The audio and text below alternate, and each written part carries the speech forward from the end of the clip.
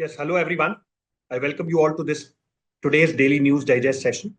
I have two articles from the Indian Express which I wish to discuss with you all. The first article basically is associated with the National Highways Authority of India, which is to set up shelters for stray cattle to check highway accidents. This is a recent development wherein the NHAI will provide the land for these shelters. The project will be executed by the Gaurav Construction Limited and the existing concessionaire or contractor of these national highways.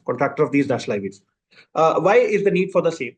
First of all, please understand that the National Highway Authority of India is a very important organization because it is involved in the construction of all the national highways and the important roads of the country.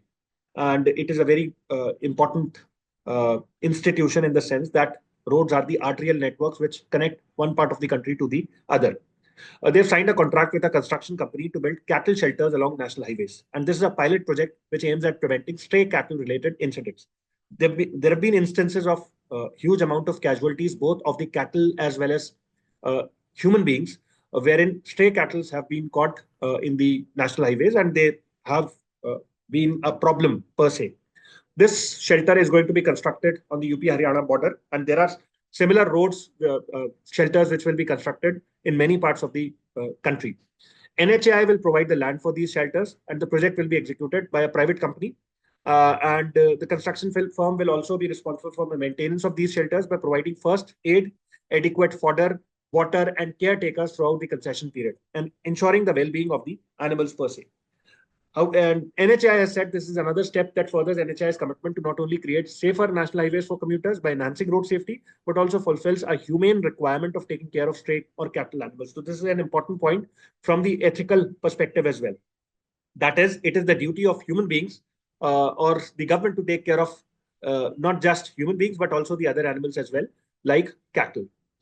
Is there a potential question lying ahead? I see one question which can be asked by UPSC on this particular topic. That is, the National Highway Authority of India recently initiated a pilot project to construct cattle shelters along national highways. Which of the following statement is or are correct regarding the initiative? First, the pilot project aims to reduce stray cattle incidents and ensure the well-being of animals. Absolutely correct.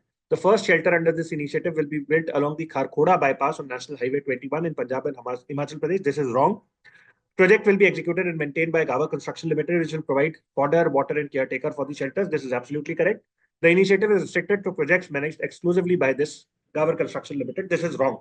So the correct answer to this particular question is 1 and 3 only. Now let's move on to the second article in this regard. GST applicable on used car sales only if sale margin is positive. No tax on individual to individual sales. Another important point that needs to be seen. The recent decision by the GST Council, we've had a meeting of the GST Council recently, and in that particular meeting, many taxation-related reforms have been taken, and many slabs have been changed. So the recent decision by the GST Council for a uniform 18% rate was aimed at harmonizing GST applicable on sale of all used vehicles, including EVs, electric vehicles. Only registered persons, that is, businesses involved in purchase and sale of used vehicles, are liable to pay GST on sale of old and used vehicles, and that too only if a margin is earned on such a sale, according to government. This essentially means that GST will be applicable only if the margin is positive or the selling price is higher than the cost of acquisition. For those who had claimed depreciation on the vehicle, depreciation adjusted value will be considered as cost. In all the other cases, the actual price at which the seller bought the vehicle will be considered as the cost of acquisition. This has been said by the sources. Also, GST will not be applicable if an individual sells a used car to another individual. So these are the nitty-gritties or important keywords associated with the GST, which the students should take a note of.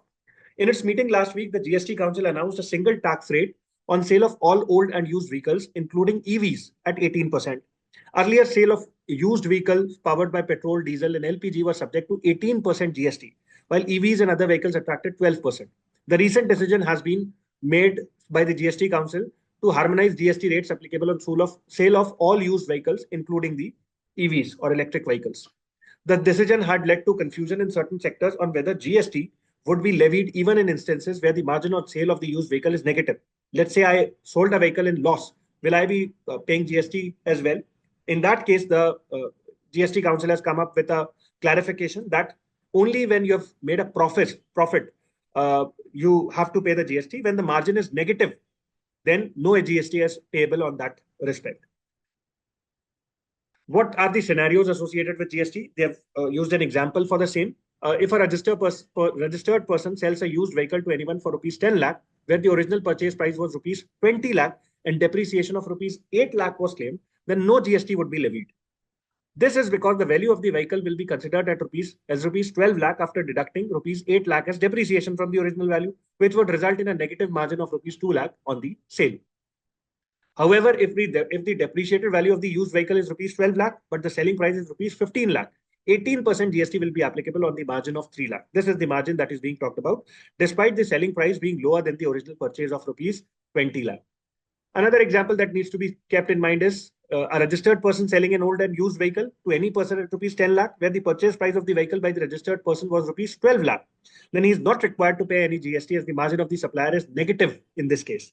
In case where the purchase of the price vehicle was 20 lakh and selling price is 22 lakh, GST will be payable on the margin of supplier, that is rupees 2 lakh. So they've elaborated or simplified this with an example for the consumer. A question can be made from this topic as well. Which of the following statements about GST on the sale of old and used vehicles is correct? First, GST is applicable to all sales of old and used vehicles irrespective of the margin earned. Wrong, absolutely wrong. GST is applicable only if the margin on the sale of the used vehicle is positive and the seller is a registered person. This is absolutely correct. Right answer to this question. Individual to individual sales of used vehicles attract 18% GST if the margin is positive. No, there is no tax on individual to individual GST, even if the margin is positive. Next is GST on used vehicles is levied at varying rates depending on the type of vehicle sold, including petrol, diesel, and electric vehicles. In order to streamline that, simplify that, and and ensure that a uniformity is maintained, all types of vehicles sold have been given the same rate of GST. So fourth statement or statement D is also wrong. I hope this was a fruitful session for all of you, and thank you so much.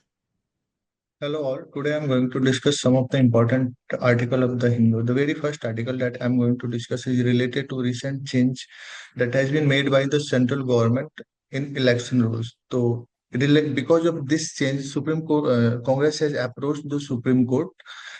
तो इसमें क्या changes हुआ, that is important for us. So first of all, the election rules 1961 has been amendment, or because of this amendment there is certain restriction that has been imposed on the citizens' right to assess election related records. So here we need to know the subclause 2 of the rule 93 of the 1961 rules, which has previously allowed the public to examine paper related to election without any exceptions.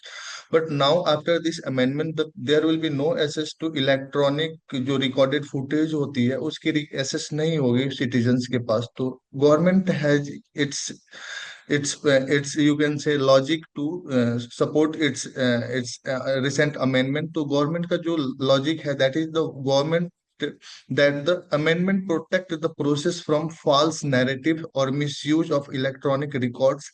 There are concerns that it reduce transparency and accountability in the election process. और कहीं ना कहीं यहाँ पे ये भी बात की गई थी कि if a citizen is casting its votes, तो उसकी right to privacy को protect करना है. If we are circulating those footage, video footage, this means कि that may create some sort of risk to the voter also. So because of all this issue is in news, so here we need to know what restriction is now imposed on us as a citizen, or why government is doing to this. So you can write this in your mains examination, जहाँ पे required होगा वहाँ पे एक point आपको मिल जाता है यहाँ से. There is 2 editorial that I'm going to discuss. The very first editorial is talking about an India-China reset need bold and new thinking. As we know, there was a standoff going on between India and China for since 2020 जब से Galwan issue हुआ था. But the leadership of both the country has shown the maturity by resolving all the issues by the diplomatic channels. But this article is saying कि जैसे कि in the last 4 years we have created some sort of distrust between us, India and China. So we need to bridge that gap. Otherwise, it may create some sort of problem whether it may this problem may lead to the for further further you can say disruption in the bilateral relation. तो इस part में article बात करता है shun hostility and pursue cooperation, how can we do it. तो as we know कि both the leader once again need to show some sort of acumen statesmanship so that the issue जो resolve हो गया because of that जो existing आगे की cooperation की channels है that is not going to hampered. For example if we are if we are bringing all the differences, तो कहीं ना कहीं हम जो आगे का रिलेशनशिप होगा that will be mutually beneficial and cooperation का होगा and it will be beneficial for both the country. Otherwise if we are not able to bridge those gap, तो मिनिमम कोऑपरेशन होगा एंड इंक्रीज रिवाइवलरी होगा, और ये कहीं ना कहीं it will be a bad thing in the present geopolitical जो चल रहा है, जहाँ पे India China hostility will at the lead to the global ओज। कहीं ना कहीं जैसे कि आप जानते हैं मिडिल ईस्ट में भी इशू चल रहे हैं, रशिया यूक्रेन का भी इशू चल रहा है, तो इसमें एक इंडिया चाइना का भी इशू आके अगर सामने आता है तो it will further complicate the existing geopolitical scenario जो अभी एग्जिस्टिंग है। इसके बाद यहाँ पे एक चीज हाईलाइट किया गया कि making the right choice requires bold new in thinking in New Delhi and Beijing. If we want to restart or reset our relationship in a better way, for that we need to rethink at Delhi as well as in the Beijing. तो यहाँ पे highlight किया गया कि what China needs to do and what India needs to do। तो China needs to do में 3 points पे इन्होंने emphasize किया है, जिसमें पहला है कि it must demonstrably convince India that it poses no threat to the national security now in the future on its own or through its alliance। कहीं ना कहीं जो अलायंस है पाकिस्तान के साथ और जो कोऑपरेशन दोनों का चल रहा है, तो कहीं इस ये जो भी स्टेप्स चाइना ले रहा है थ्रू दैट इट्स इंडिया को ये नहीं होना चाहिए पता कि China is a threat to India. Second point की बात करें तो China must not act in a manner that makes India suspect that it contents it India's rise in Asia. If China is doing something because of that, India is thinking कि कहीं ना कहीं China हमें घेर रहा है, China is circling us to rise, तो ये भी निगेटिवली इम्पैक्ट करेगा रिलेशनशिप को। तो दूसरा पॉइंट ये था। तीसरे पॉइंट पे ये बात की गई है कि Beijing must respect India as an equal pole in the multipolar Asia and the multipolar world. तो कहीं ना कहीं China if want to have a good relationship with India, तो China need to think कि yes, India is also a partner. Equally, it is important for the overall development of the world. As Asia में India की rise is not a threat to China. फिर दूसरे part में बात करते हैं कि what India needs to do. तो यहाँ पे भी 3 पॉइंट्स की बात की गई है जो इंडिया को भी अपने ओर से करना होगा। जिसमें फर्स्ट पॉइंट है कि India must not be guided by the misleading notion of power asymmetry, कि हम चाइना को इक्वल करना है, पावर एसिमेट्री, और बिकॉज ऑफ दैट अगर इंक्लाइनेशन होता है यूनाइटेड स्टेट की तरफ, फॉर एग्जांपल जैसे ग्रुपिंग्स जो क्वाड है, तो कहीं ना कहीं चाइना इसको लगता है कि हैज मेड चाइना की think that New Delhi joining Washington contain China strategy. तो इंडिया को इससे बचना चाहिए so that China has trust on India की no China India is not part of the US content China program. दूसरा इसमें बात किया गया कि India must not deviate from its one China policy by appearing to support Taiwan independence और play the Tibetan card. जो हमारी पहले से पॉलिसी आ रही थी one China, we need to continue with that. और तीसरा पार्ट इसमें ये दिखाया गया कि it India does not Behold, a great and independent nation must, as India, to allow the West anti-China narrative to shape the India media and academics में जो हमारे academia में जो भी anti-China जो नैरेटिव सेट्स हो रहा है, तो India need to protect it from as a sovereign country. यहाँ पे हम अपने जमीन पे anything anti China should not be happen in India. तो ये 3 पॉइंट्स इंडिया को नीड करने की बात कही है इस आर्टिकल में, so that the relationship can be further developed. जो ट्रस्ट बिल्डिंग आइडियाज की बात करते हैं, कहीं ना कहीं we have seen that long 4 year stand up, तो we need to bring the trust. For that India need to do something, China also need to do something, and what are the advantage that India has in this direction. तो यहाँ पे बात की जाती है कि India large and fast expanding market offers a growth opportunity to China slowing economy. कहीं ना कहीं ये जो हमारी मार्केट है और कहीं ना कहीं जो एंटी चाइना सेंटीमेंट वेस्ट में बना हुआ है, तो India can provide a good market for Chinese products. और सिमिलरली अगर हम चाइना की बात करें तो China will its formidable strength in infrastructure, modernisation, green energy, electric vehicle, और जो बहुत सारी मॉडर्न टेक्नोलॉजीज है चाइना की, that is going to help India in realising its aspiration to become a Viksit Bharat, develop nation बनना है तो we need technology and support.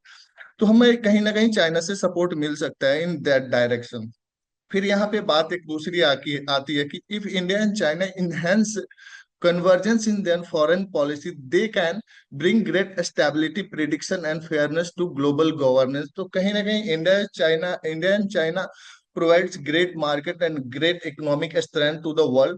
तो इन दोनों के अगर फॉरेन पॉलिसी कन्वर्जेंस है, सिमिलैरिटी है, they are not against each other, तो एक स्टेबल ग्लोबल गवर्नेंस की बात की जा रही है कि because of this it will come to the force. तो लास्ट पार्ट में आर्टिकल बात करता है द मोर इमीडिएट प्रॉब्लम्स क्या है, which are the nearest problem that India and China is countering. तो इसमें पहला बात की गई है कि जो डायरेक्ट फ्लाइट सस्पेंड किया गया था आफ्टर कोविड-19, that need to be resumed. दूसरी बात की गई है कि the China government Indian government should begin issuing visa to Chinese businessman engineer, जो वहां के प्रोफेशनल्स हैं जिसके वीजा देने पे हमने होल्ड लगा रखा है, we need to resume that thing. तीसरा बात की गई है कि जो डिसीजन हमने लिया था कि एग्जिट चाइनीज जर्नलिस्ट और from India and Indian journalist from China, जो एक दूसरे को जर्नलिस्ट को हमने एक दूसरे के देश से बाहर किया था, we need to stop that thing and allow the journalist to do their work in respective countries. चौथी की बात की जा रही है कि जो हमने चाइनीज एप्स पे और बहुत सारे बिजनेसेस पे बैन लगाया था, वी नीड टू उसको हमें रिवर्स करने की चाहिए।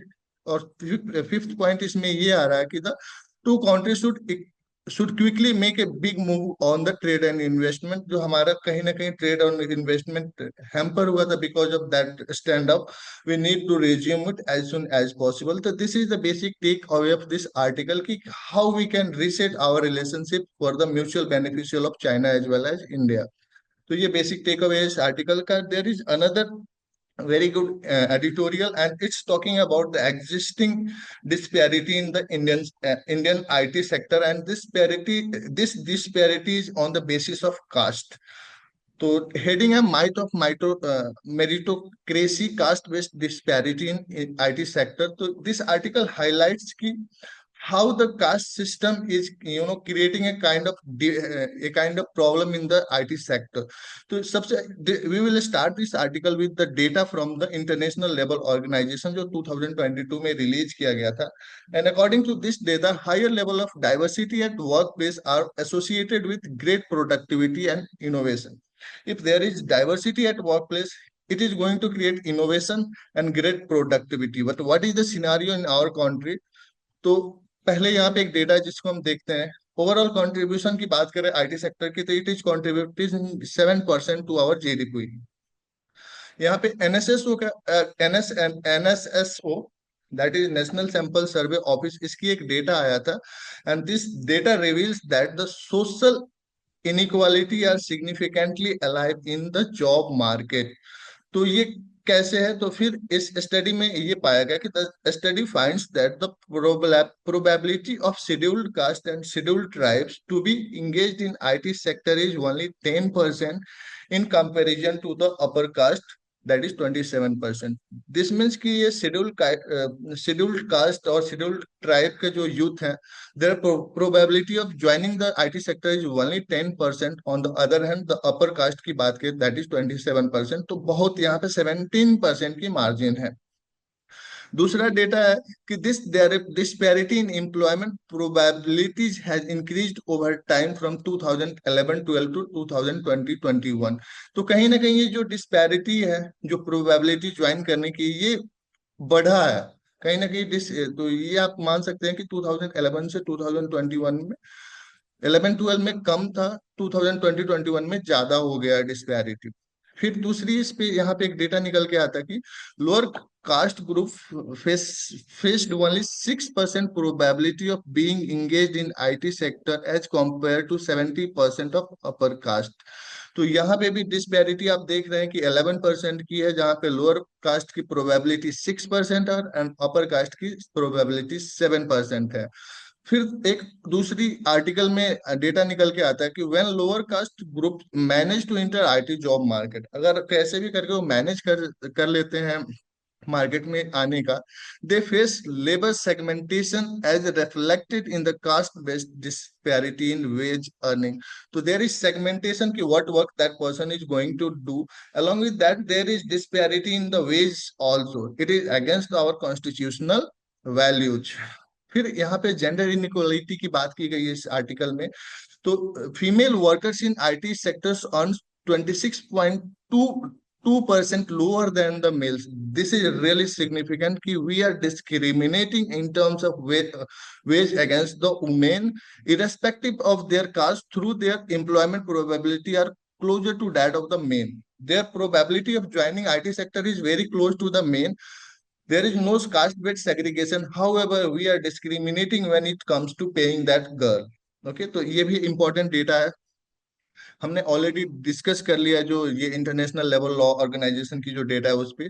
तो what how can we correct this problem, इस पे ये आर्टिकल लास्ट में बात करता है। The policy steps needed, we need to bring such policy so that we can counter all this shortcomings in our IT sector. तो first what we need to do, all companies should be required to publicly disclose their workforce diversity matrix, what matrix there is in an organisation in terms of employment diversity की, that need to be made public to everyone. दूसरी बात की गई है कि तो lower caste entrepreneurs should be provided with greater incentives and training for entrepreneurship in high productivity sector. तो कहीं ना कहीं ये lower caste male is the owner of the organization, the probability of such discrimination will be low. So we need to provide such incentives so that the youth of the lower caste will come to the job market and they will create the job for the lower caste people. और finally the bridging the skill gap among the marginalized section, कहीं ना कहीं we need to also bridge that skill gap that is existing in the that is existing between the upper caste and lower caste. यहाँ पे जो dissimilarity है we also need to bring that skill gap through a policy initiative. तो बहुत अच्छा article है, दोनों दोनों में प्रोबेबिलिटी मेंस के क्वेश्चंस बनने की आ सकती है, क्योंकि ये पेपर 1 में सोशल इश्यूज का पार्ट है। कहीं ना कहीं ये पेपर 2 में आईआर में इंडिया का जो नेबरहुड से रिलेशन है बहुत इंपॉर्टेंट होता है। तो you can note down this data. Which type of questions can be formed from this two articles? तो हम देखते हैं, discuss the challenges and opportunities in resettling India-China relations amid global geopolitical turbulence. How can bold policy thinking fosters mutual trust and regional stability? आप अगर इसे चाहे तो 250 words में लिख सकते हैं। There is adequate content in the article, जो पहला वाला आर्टिकल था उस पे। दूसरे आर्टिकल से ये बन सकता है कि examine the issue of caste based and gender disparity in India IT sector as highlighted by the recent NSSO data. How do this inequality impact economic growth and social justice and what policy measures can be address them. 150 words में आप इसको भी लिख सकते हैं। There is adequate data in the content in the article. If you are a student of KSG, you can directly submit your answer on your portal. You can submit offline at your center. If you are outsider, you can write the answer. You can send it us on the evaluation@ksgindia.com. We will evaluate it. You will get it, your evaluated answer within 10 days. The evaluation@ksgindia.com is the email ID on which you can send your answer. So this is all from my side. Second part of the Hindu will be covered by the Gaurav sir. Thank you. Hello and welcome to today's edition of Daily News Digest. So today is 25th of December and I wish Happy Christmas to all of you. So we have two articles to be discussed from today's edition of the Hindu. So earlier articles have been covered by Manish sir. So I'll be taking the later articles. So let me share my screen. Yes, the first article is about quantum computing. You all should prepare this article very well because this sort of technological domain is very favorite for the UPSC, and you must have seen that these sort of questions are always asked, always remain in vogue. So let's delve in this article.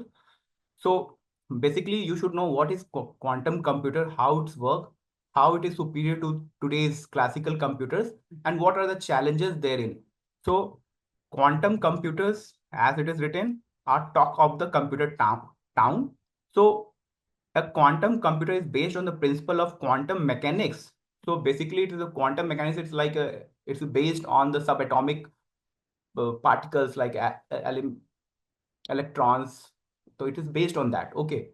So a quantum computer is based on principle of quantum mechanics, an area of physics that deals with smallest particles in the universe. In 1982, Richard Feynman proposed the idea of developing a computer that could simulate both quantum and classical physics, but somehow researchers realized classical computers, the computers of today, would struggle with the complexity of the quantum systems. Okay, so moving ahead, so what are the basics inherent to quantum computing? So you should know that the current computers are based on bits, that it can stay, it can exist in either 1 or 0. So there are functions like and, or, nor. These are like basics to the classical computers, but this quantum computers is based on phenomenon like entanglement, superposition, so which will be dealing in this article. So classical computers work on the principle of classical physics. Their fundamental computing unit is the bit. Each bit represents the piece of information with two possible values, 0 or 1. You can take like toss of a coin, either it will be head or it will be tail. That's it. Nothing more than that. It can't be both. But here quantum computing edges this. Quantum computer rely on quantum bits or qubits to perform the computation. Unlike classical bits, qubits can exist in state 0, 1 or in the state partly between 0 or 1. So it is different in that regard. Now, ability of qubits to be in two state is known as superposition. It is one of the two fundamental principles that animate quantum computers. Now you can imagine us spinning a coin. While it is spinning, it can have both head or tail. What we learned in like bits, it can be either or head or tail, but here in quantum computing, due to superposition, it can have both the states. So when qubit is measured, it collapses to one of the values 0 or 1. This means while a classical bit holds one bit of information, a qubit can hold two. What advantage does it hold? Because of this, quantum computers can perform multiple computations simultaneously, which allows it to be faster than the classical computers. And then coming to like what is the like second most fundamental principle of quantum computers, it is entanglement. So which the second fundament upon which quantum computers are based is called entanglement. This phenomena allow qubits to be intrinsically linked no matter how far they are physically apart. So here example is given. If in two boxes two gloves are sent to different location, and while opening one box you can see that it is a glove for the left hand, you will know that other box must contain gloves for the right hand. So knowing one factor allows you to know the other factor, which allows it to be faster in computation, okay, which classical computers lacks. Okay, so this instantaneous correlation between qubits speed up the computation that would take far longer than the classical computers. Now coming to the next section, what are like currently how we have advanced far in the this field of quantum computers. So quantum computers are technology superior, but this does not automatically mean they are better than the classical computer at all tasks, although classical computers are important in some regard, which the quantum computers have not edged it in large number. Factorization is one such problem, and classical computers require enormous amount of resource to solve it. So here it is like quantum computer are more superior to the classical computer, because where large scale factorization, large scale calculation is required, quantum computer holds the key. The state of quantum computing has come a long way since in 2019 it was in news that IBM unveiled the world's first circuit-based commercial quantum computer Q system. One, the circuit-based designs are believed to be most versatile for general quantum computing applications. So there is a one type of quantum computer is circuit-based quantum computers. Okay. Then apart from it, in the same year, researchers at Google presented a 53-qubit Sycamore processor that has achieved the quantum supremacy. So these lingos is very important. These sort of like what is quantum supremacy? And a question was asked, like PYQ was asked in 2019 or something. The question was asked from this very theory. When it can solve, what is like quantum supremacy? When it can solve a problem that could take classical computers an unreasonable amount of time. The paper claimed that this Nature paper claimed that the Sycamore completed a task in 200 seconds that would have taken a supercomputer 10,000 years. See the difference. Now, quantum states are easily prone to error. So these what are like challenges inherent to the quantum computers? So it is prone to vulnerable to the errors due to interaction with the environment. So quantum computers need error correction to hold information long enough to perform useful calculation with them. So errors, we need to rectify the errors in the quantum computers to really have a sort of utilize it fully. So it is a bit of tricky task, and you always need to correct for the errors. Now, what are the limitations? First of all, limitation are like it is like it takes a huge cost. So there are like still many challenges to overcome before quantum computers can become commonplace. The chief problem is that building quantum computers remains expensive. So it's very expensive and complex. And then what we have talked before, it is like error. So what is India's stance in this regard? So we have launched National Quantum Mission in 2023. The government has set aside 6,000 crore for this mission, and you should know that what are the current lot of supercomputers we have in India right now. And amongst that, Eravat, we have supercomputer Param. They are Param supercomputers in like various IITs. So Eravat is the fastest supercomputer in India right now, and it is at Indian Institute of Tropical Meteorology at Pune, where it is used for the weather prediction and others things. So this is all from this article. Now moving to next article. This is about the new RBI bulletin about the inflation numbers in India. So let's have a look at that also. So just yes, now is the time to excoriate inflation, RBI bulletin article. So weighing in on the India's slowing growth and high inflation conundrum, Senior Reserve Bank of India official asserted in an article on Thursday, the time to act is now to contain inflation and revive investment strongly. So how inflation affects your growth? So high inflation means your purchasing power is down. On the supply side also, that input cost is increasing, which increases the cost of the items, and then suddenly the consumers like us will feel the pinch. Okay, so this is a whole circle which is detrimental for the state of an economy. So attributing that July, September, this is quarter, our growth rate was 5.4%, which is blip to domestic drivers of private consumption and fixed investment.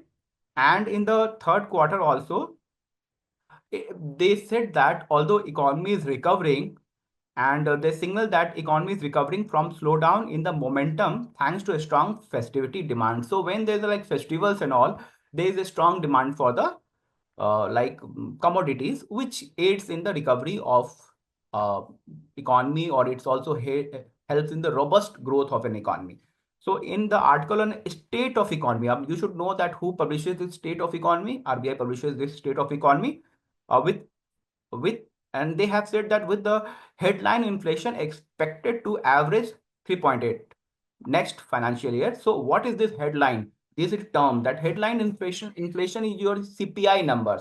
Commercial, there is like wholesale price index and commercial and consumer price index. So your headline inflation is anchored to CPI index, then you should know what are the commodity basket in a CPI, what are the commodity basket in a WPI. So you should know. Then apart from it, there is like food basket also.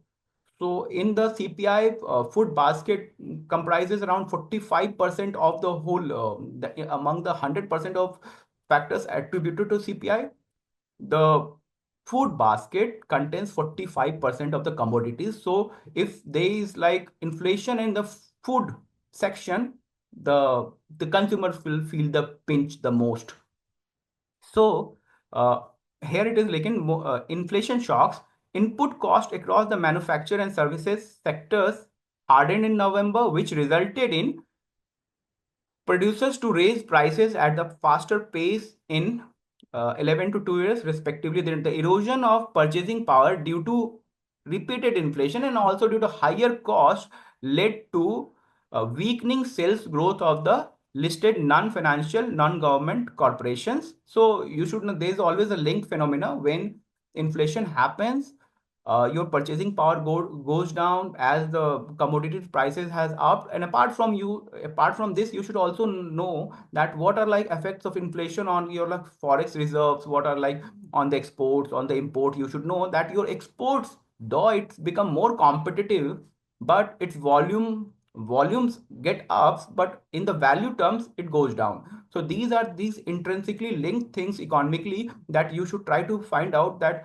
what effect inflation has on your purchasing power, what effect it has on the like growth of companies, what role it has on the like export, imports, your forex reserves, and you're also on your like money supply, and also what role it has on the on your currency also vis-a-vis other currencies also. So you should know these all factors are intrinsically linked, and UPSC though ask question in this regard, they will give you a scenario and ask question in these format also. So this is all from these two articles. Coming to the question part, which I have formed from the first article, as usually questions are asked from such domains. So consider the following statement regarding quantum computing. The quantum computers use qubits, which can exist in multiple states simultaneously due to the principle of superposition. So it's a correct statement. The phenomenon of entanglement allows qubits to remain interconnected even they are separated by great distance. This is also correct. Quantum computers are superior to classical computers in solving every types of computational problems. So we have seen that no, currently it is not far superior than the classical computer. There are some challenges remain. So only answer 1 and 2 are correct. Now coming to the second question, the Shor algorithm demonstrates that quantum computers can efficiently factorize large numbers, posing challenges to current data encryption methods. Then this Google quantum processor Scamor achieved quantum supremacy. हमने देखा ये.